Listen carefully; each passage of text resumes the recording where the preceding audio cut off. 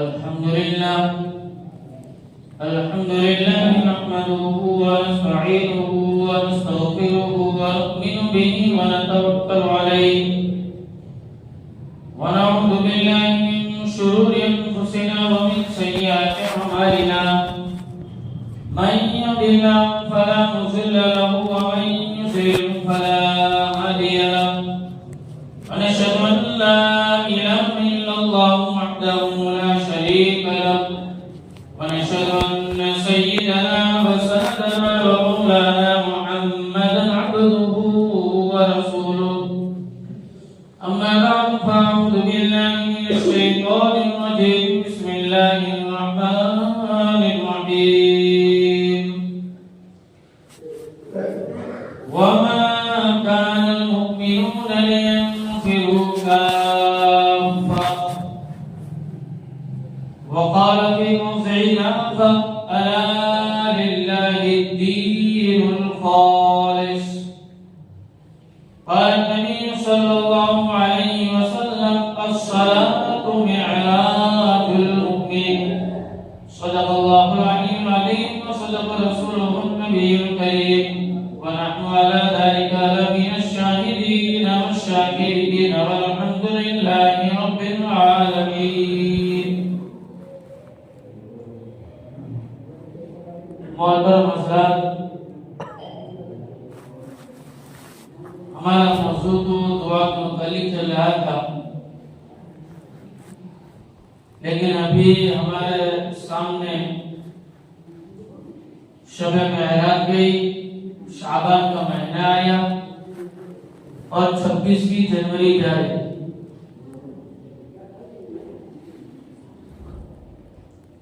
इसलिए कि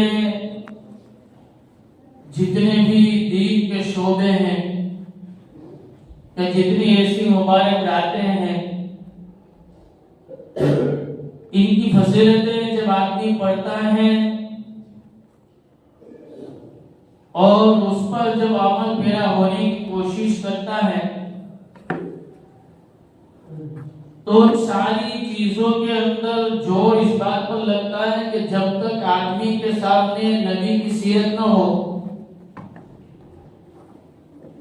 अंबिया अलैहिस्सलाम ने जो तालीमात दिए हैं, उम्मत को बताई है,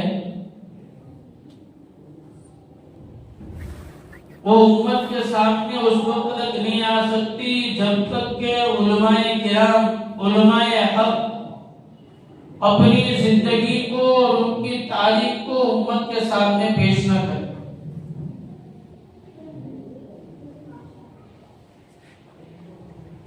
और मुझे आज मौजू इसलिए बदलना पड़ा कि रात को अल्हम्दुलिल्लाह हमारा जलसा हुआ और उसमें उलमाए नियामत की नज़म बोली गई।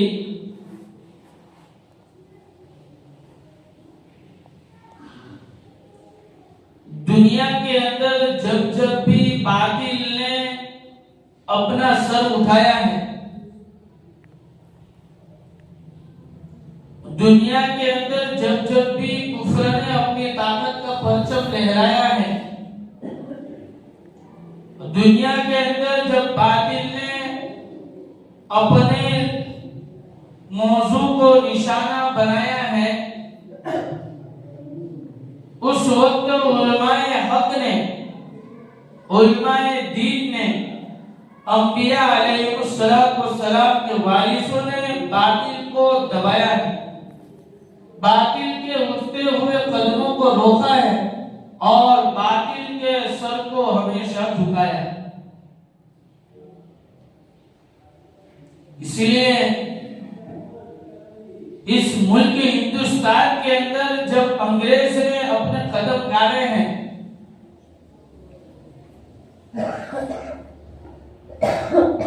हिंदुस्तान को बर्बाद करने की जब कोशिशें की हैं और यहाँ तक कि जब इस्लाम पर हमला हुआ, मुसलमानों को खत्म करने की साजिशें की गई, उस वक्त उलमाए देवबंद ने, उलमाए हक ने उसके सामने अपने बच्चों को लहराया और उसके सबसे पहली कड़ी शाह अब्दुल अजीज मुहद्दिस देहलवी रहमतुल्लाह अलैह। आप ये ना समझें कि मस्जिद के इमाम खाली इमाम होते हैं, कि आपको नमाज पढ़ा दी, आपके बच्चों को पढ़ा दिया और आप ये समझ रहे इसकी जिम्मेदारी पूरी हो गई। बल्कि इमाम वो होता है जो 24 घंटे ऑनलाइन होता है, 24 घंटे और ड्यूटी होता है। रात को सो रहा है और समाज के अंदर कोई बिगाड़ आता है, उम्मत के अंदर कोई बिगाड़ आता है, तो रात को उठकर होने वाला इमाम और आलिम होता है। और जुम्मा के खुतबात के अंदर, जुम्मा के बयानात के अंदर जो उम्मत के सामने मवाद पेश किया जाता है वो ऐसे ही पेश नहीं किया जाता, बल्कि इसके पीछे पूरे हफ्ते की सोच होती है, उसके पीछे रातों की दुआएं होती हैं, फिर उम्मत के सामने 20 मिनट 25 मिनट तो कि उसकी जो दुखती हुई नस होती है उसके ऊपर बात बताई जाती है।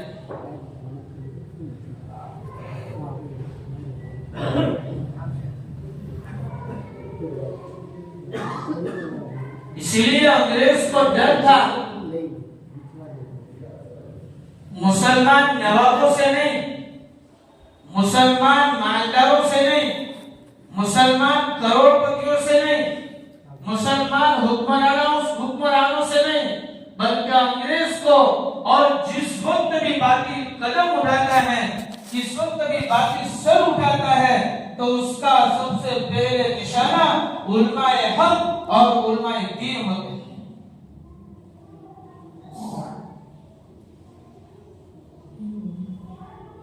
आज इस जमाने के अंदर भी जो गौर कर दो बैठ के,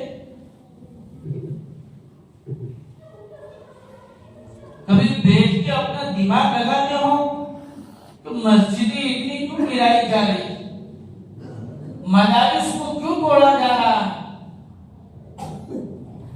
क्यों किसी मुसलमान की कंपनी को सील नहीं किया जाता, क्यों किसी मुसलमान की फैक्ट्री को तोड़ा नहीं जा रहा? इसलिए कि उसको पता है कि इन फैक्ट्रियों से, इन कंपनियों से, इन करोड़पतियों से, इन हुक्मरानों से कुछ नहीं होगा। इन बोरिया नशी उलमाओं से जो अपने पेटों के ऊपर चाहे भूख आ जाए, चाहे पत्थर बांटने पड़े और चाहे सब कुछ खत्म हो जाए, अगर इनको डर है तो इन मसाजिद के मिंबरों से डर है, अगर इनको खौफ है इन बोरिया नशी उलमाओं से खौफ। आप तो खाली समझते हैं कि मौलवी साहब आके बयान करके चले जाते हैं, मेरे इमाम साहब नमाज पढ़ाकर चले जाते हैं, इमाम साहब बयान करके चले जाते हैं। अरे दोस्तों, जिस वक्त तुम्हारी रहनुमाई की जरूरत पड़ती है, जिस वक्त उम्मत के अंदर बिगाड़ आता है, जिस वक्त उम्मत अपनी राह छोड़ देती है और जिस वक्त उम्मत गुमराही के दलदल में फंस जाते हैं, सबसे पहले इन्हीं मिंबरों से और इन्हीं उलमाए हक को उसके खिलाफ आवाज उठानी पड़ती है और उसके खिलाफ बोलना पड़ता है।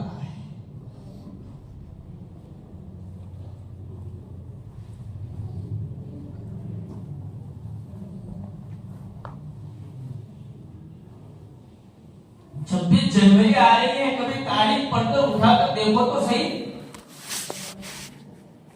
कितने सिख शहीद हुए, कितने हिंदू शहीद हुए, कितने पंडित शहीद हुए, कितने करोड़पति अब्जोपति शहीद हुए। आप तारीख उठाकर देख लो, 80,000 उलमाए किराम दिल्ली की जामा मस्जिद से लेकर कराची के सुल्तान चौक तक 80,000 उलमाए किराम की लाशें रखी हुई थी।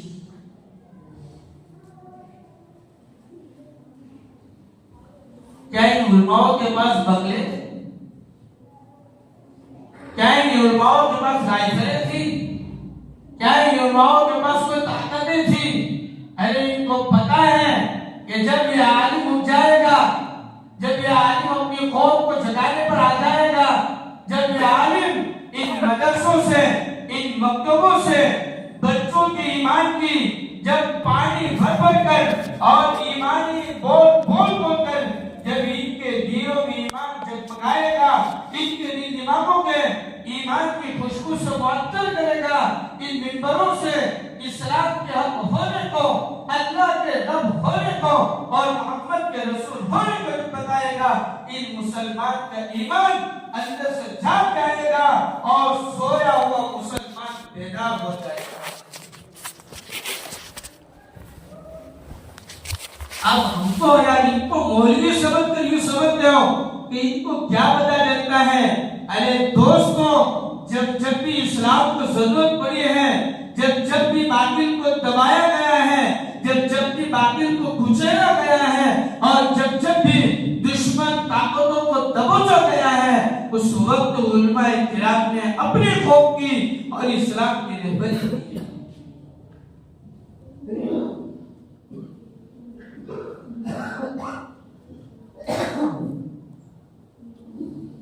आप और हम ये समझते हैं कि जलसा हो गया, बात खत्म हो गई।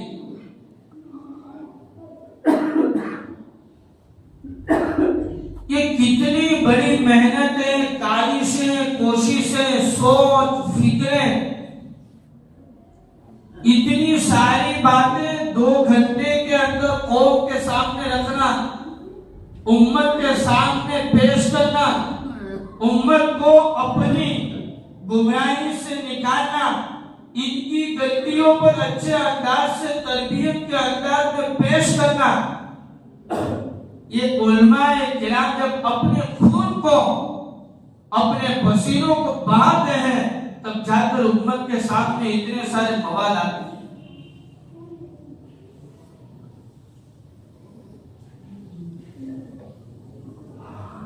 अंग्रेज हुकूमत ने जब सर उठाया है, उसको पता था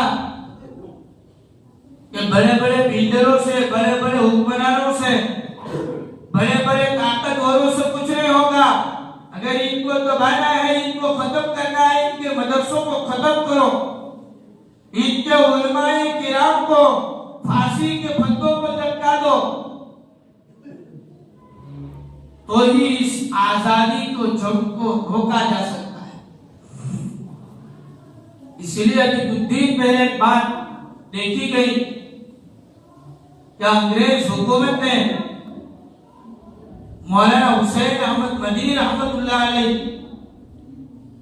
जिनको शेखुल इस्लाम कहा गया, जिनको हकीमुल इस्लाम कहा गया, एक कोई करोड़पति अब्जोपति नहीं थे, इन्हीं मुसल्लों पर इमामत करने वाले थे, बोरिया नशीन थे, इनके पास खाने के अच्छी अच्छी ग़िज़ाएं नहीं थी, इनके पास पहनने के लिए अच्छे अच्छे कपड़े नहीं थे, लेकिन बड़े बड़े हुक्मरान और सबसे ताकतवर हुक्मरान इन बोरिया नशीनों से डरते थे कि अगर ये जाग गए तो पूरी कौम को जगा देंगे।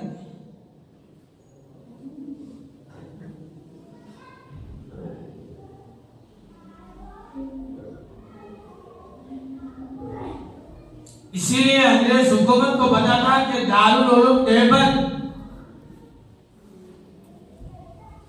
के अंदर मौलाना हुसैन अहमद मदनी रहमतुल्लाह अलैह पढ़ाते हैं। एक तो दारुल उलूम देवबंद, जिसकी शान अल्लाह ने इस दौर के अंदर पूरी दुनिया के अंदर रखे हैं, उसका स्टेज है, और मौलाना हुसैन अहमद मदनी रहमतुल्लाह अलैह उस स्टेज के निगहबान हैं। ये दोनों ताकतें जमा होती हैं, हमारी हुकूमत को झिझोड़ देती हैं, हमें खौफ सदा कर देती हैं, हमारी सारी स्कीमों को फेल कर देते हैं, हमारे सारे मंसूबों को तोड़ देते हैं। इसीलिए अंग्रेज ने सोचा मौलाना हुसैन अहमद मदनी को अगर दबाना है, मौलाना हुसैन अहमद मदनी की ताकत को अगर तोड़ना है, मौलाना हुसैन अहमद मदनी के मंसूबों को अगर दबोचना है, तो सबसे पहले दारुल उलूम देवबंद से उनको निकालना होगा।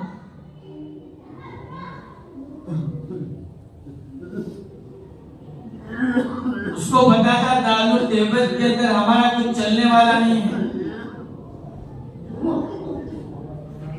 उन्होंने सोच लगाई, दिमाग लगाया, जब मुसलमान टूटता कैसे है, मुसलमान की मस्जिदें कैसे टूटती है, मुसलमान की दरगाहों को निशाना कब बनाया जाता है, मुसलमान की बेटियों की इज्जतों को ताक-ताक कब किया जाता है, मुसलमानों को बेगुनाह जेलों में कब डाला जाता है, जब मुसलमान को खुद गद्दार बन जाते हैं। जब मुसलमान अपने भाइयों की जासूसी करने लगते हैं, जब मुसलमान अपने भाइयों की मुखबिरी करने लगते हैं और हुकूमत तक अपने अंदर की बातें पहुंचाते हैं, जब मुसलमान के अंदर मीर जाफर और मीर सादिक जैसे गद्दार पैदा होते हैं, फिर टीपू सुल्तान दुनिया से रुखसत हुआ करते हैं।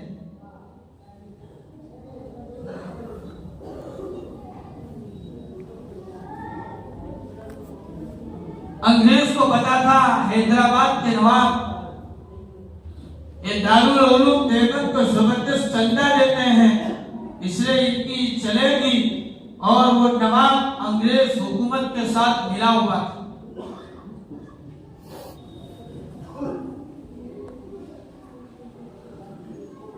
उसने हैदराबाद के नवाब को खत लिखा, हमें इस वक्त तुम्हारी जरूरत पड़ी है और तुम्हें काम किसी हाल के अंदर करना पड़ेगा। और लिखा हुआ था मौलाना हुसैन अहमद मदनी नव्वरअल्लाहु मरकज़हू को दारुल उलूम देवबंद से किसी हाल के अंदर निकालना होगा आपको। चुनांचे उस मीर जाफर मीर सादिक ने कहा, जब मुसलमान को गद्दारी करते हैं, मुसलमान हिम्मत जाया करता है, क्या तो मुसलमानों को जानों की कुर्बानी देनी पड़ती है, क्या मुसलमानों को अपने सारी चीजों की कुर्बानी दे देनी पड़ती है। उस नवाब ने खत लिखा दारुल देवबंद को, और सारी बातें लिखने के बाद लिखा कि अगर तुमने मौलाना हुसैन अहमद मदनी को दारुल उलूम देवबंद से नहीं निकाला, तुम्हें जो लाखों रुपए का चंदा देता हूं, आइंदा तुम्हारा चंदा बंद कर दिया जाएगा। सारी बातें बहुत बड़ा चिट्ठा लिखकर दारुल देवबंद को भेज दिया। जब मौलाना उस वक्त हकीमुल इस्लाम हजरत मौलाना कारी तैयब साहब रहमतुल्लाह अलैह दारुल देवबंद के मुअद्दिन थे, जब खत आया तो वो भी दारुल देवबंद के सपूत थे। इसलिए कि जिस वक्त इस्लाम को जरूरत पड़ी है, इस जमाने के अंदर जब जब भी बातिल को दबाने की जरूरत पड़ी है, देवबंद ही ने कदम उठाया है, देवबंद ही ने बातिल के सर को नीचा किया है, देवबंद ही ने बातिल के सर को दबाया है, और देवबंद ही ने इस्लाम के परचम को बुलंद किया है।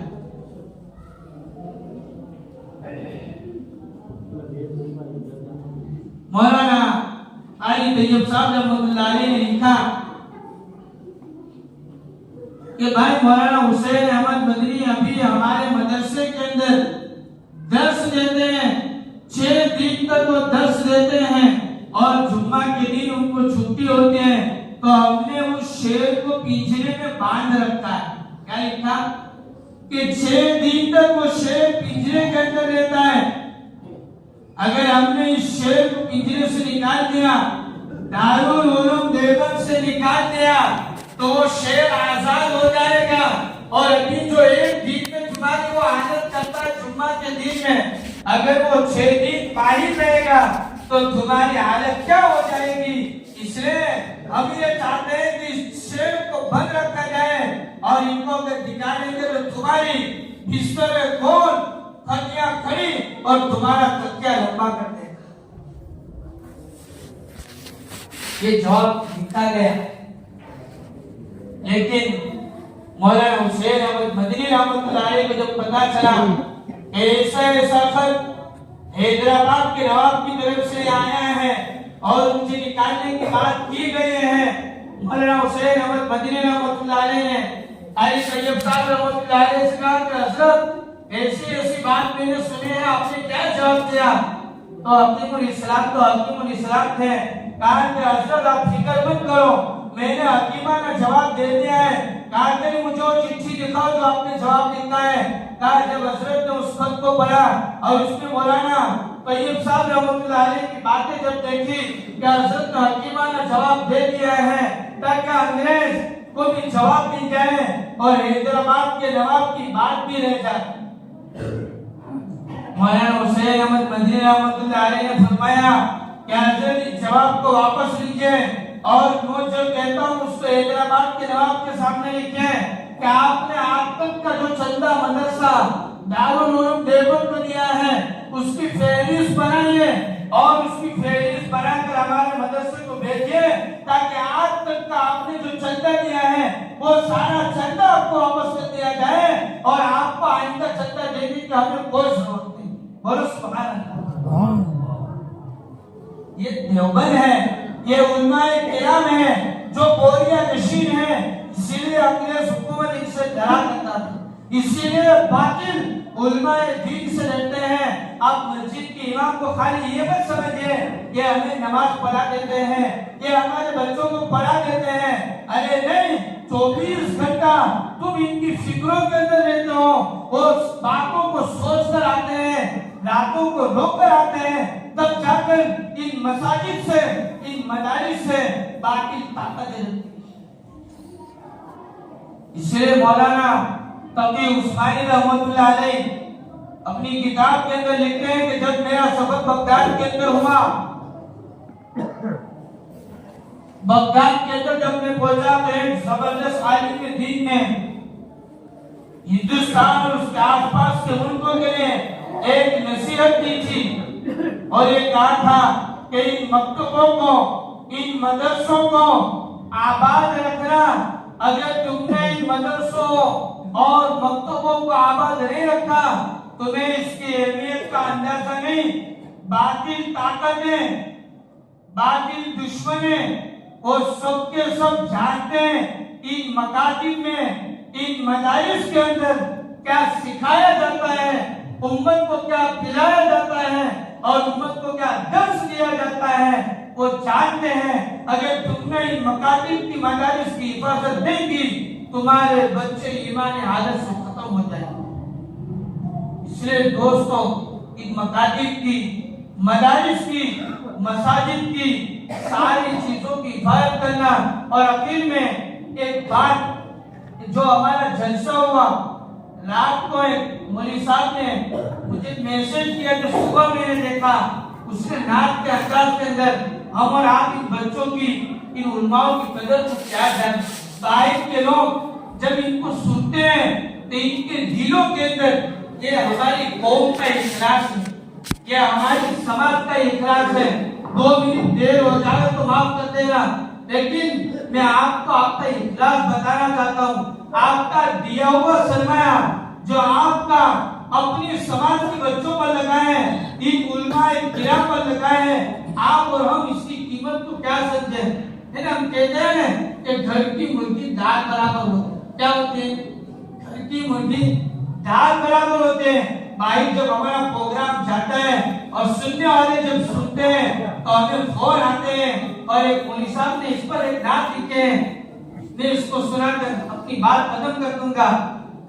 ध्यान से सुनना, मैं अंदाज में नहीं बोलूंगा, लेकिन उन्होंने जो शेर के अंदाज में लिखा है आपको सुनाना चाहता हूँ। डारी गांव में मदीना व इब्राहिम की बज़्म में, डारी गांव में मदीना व इब्राहिम की बज़्म है, दिल के समंदर उभरते हैं यहाँ शोक की जंग। कितने जबरदस्त अल्फाज लिखे हैं। एक आलिम लिख रहा है जो खुद एडवोकेट है, वकील है और बहुत बड़े मदरसे से फारिग है। मकतब के बच्चों की आवाज गूंजती है फिजा में, मकतब के बच्चों की आवाज गूंजती है फिजा में, नात पढ़ते हैं दिल हिलजाते हैं हर एक सदा। कितनी जबरदस्त बात लिखते हैं। जब उस बच्चे ने नात पढ़ी, बच्चियों ने नात पढ़ी, हमारे दिल बागबान हो गए, हमारे दिलों के अंदर खुशी नहर हो गई कि हमारे छोटे छोटे बच्चे, इन्हीं मदरसों के अंदर सिखाया जाता है कि तुम्हारे बच्चों की सलाहियतें यहाँ से उजागर होगी। तुम्हारे बच्चे इन्हीं स्टेजों के जरिए से कौम की रहबरी फरमाएंगे, कौम को आगे तक ले जाएंगे। कोई किसान अपनी फसल का हिस्सा ले आए, मकतब के बच्चे गुनगुनाते हैं नाते रसूल पाक, मासूम लबों से गूंजती है रहमत की आवाज। फिर आगे लिखते हैं कोई किसान अपनी फसल का हिस्सा ले आया, कोई मजदूर मजदूरी का पैसा ले आया। अरे हमारे यहाँ किसान ने मजदूर में है तो शेख लिख रहे हैं कोई किसान अपनी फसल का हिस्सा ले आया, कोई मजदूर मजदूरी का पैसा ले आया, कोई सौदा घरे दिल निकला, कोई किसाने सखी निकला, खुदा की राह में सब कुछ लुटाए गरीब ने। सुभान अल्लाह तो बोलो यार, हमारी तारीफ में इतनी बार कोई बाहर का आदमी निकला है, हम 10, 20, 50, 100, 500 के जरिए सखावत कर रहे हैं, पर अल्लाह पाक किसी के दिल के अंदर हमारी मोहब्बत डाल रहे हैं। कोई अमीर नहीं है, कोई अमीर नहीं, मगर सबके सब दिल के हैं अमीर। ये गांव की शाने दरियागिरी के बात है फकीर है ना, दिल को अल्लाह ताला ने दरियागिरी से बच दिया है, इसलिए वो कहता है कि तेरी बात तो छोटी सी है। फिर लिखते हैं डायरी में देखी है ऐसी मोहब्बत की मिसाल है ना, अल्हम्दुलिल्लाह बोलो इस पर अल्लाह नसीब से हिफाजत फरमाए। पूरी समाज हमारे एक साथ होती है, पूरी कौम के लोग, छोटे से छोटा बच्चा और बड़े से बड़ा आदमी, एक एक आदमी की फिक्र होती है दीन की फिजर दुनिया में कायम हो, हमारा जलसा हमारा काम इख्तिताम पसीर हो, रात को 4:30-5 बजे तक दोस्तों दिन पर मजदूरी करना और रात को 4:30 बजे तक अल्लाह की निस्बत पर, अल्लाह के कुरान की निस्बत पर, अल्लाह के नबी की निस्बत पर अल्लाह हमें क्या देगा आप सोच नहीं सकते, अल्लाह हमारे नस्लों को क्या देगा अब सोच नहीं सकते। अब आपका दिल से शुक्रिया अदा करते हैं तब दीन की निस्बत पर हमारे एक आवाज पर आप लब्बैक कहते हैं, और एक एक आदमी अपना जान, अपना माल, अपना वक्त, अपनी शरायत खर्च करता है। अल्लाह आपको बार बार मदीने की हाजिरी नसीब फरमाए, अल्लाह आपकी दुनिया को खुशू से आबाद करते, अल्लाह नसीब बख्शे, हमारी कौम की, हमारी समाज की हिफाजत फरमाए। डायरी में देखे हैं ऐसी मोहब्बत की मिसाल दुनिया भर में कब मिलेगी, ये सखावत की मिसाल। गरीब नजर आती है बस्ती, गरीब नजर आती है बस्ती, मगर दिल में है खजाने, बच्चों के नाम लाखों रुपये, मुस्कुराहटों के छुपे खजाने। हुज़ैफा मौलाना कलाम में खुद लिख रहे हैं, हुज़ैफा की आंखों में ये मंजर बस गया है, हुज़ैफा की आंखों में ये मंजर बस गया है, डायरी की सखावत का नूर दिल में जगमगा गया है। ए खुदा तेरी रहमत से डायरी का जलसा, रहमत हक की बारिश में भीगा है जलसा। फिर आखिर में बात लिखते हैं, ये मकतबे नूर तेरी रहमत से तरक्की करे, ये मकतबे नूर तेरी रहमत से तरक्की करे, बच्चों के दिल में इल्म और ईमान का चिराग जले। अल्लाह ताला हमारी कोशिशों काविशों को कबूल और कामयाब फरमाए। बारी ताला हमारी खेतियों में, हमारी रोजियों में, हमारे ईमान में, हमारे अमाल में, हमारे माल में, हमारे जान में और सारी चीजों में खूब बरकत नसीब फरमाए। आमीन व आखिर दअवाना अल्हम्दुलिल्लाह।